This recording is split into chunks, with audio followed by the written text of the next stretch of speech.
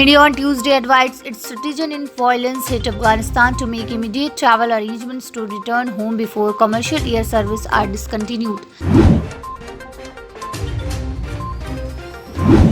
Substantiating agencies' apprehensions that many Kashmiri youth visiting Pakistan on valid papers are infiltrating back as terrorists. The terrorist killed in Thana Mandi encounter also has been identified as a youth from Shompia who had travelled to Pakistan on a valid Indian passport in February 2018. More than 450 senior athletes are currently getting trained under the Indian Army's mission, Olympic Wing senior official said on Tuesday.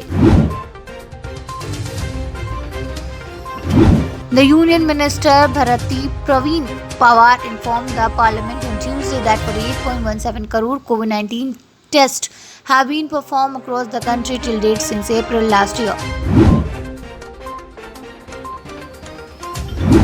The Supreme Court on Tuesday imposed a fine on several political parties, including the BJP and the Congress, for failing to comply with its earlier order on publishing information about candidates with criminal records.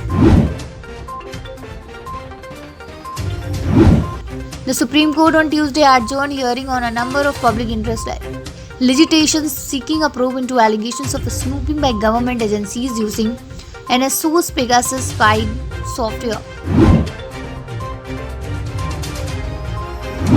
Delhi Health Minister Satyam Jain on Tuesday said Delhi has already overcome the Delta variant of coronavirus detected in over 80% of COVID samples sent for genome sequencing during the second wave of the pandemic and thereafter.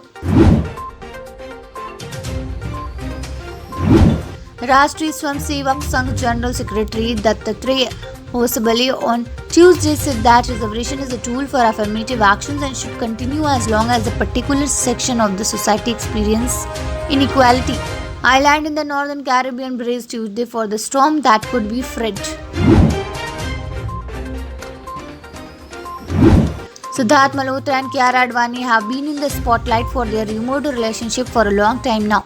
The couple is, however, yet to come out in an open about the same. The actors who have been out and about together promoting their upcoming film Sher Shah made for a stunning couple on the cover of the August edition of Filmfare magazine.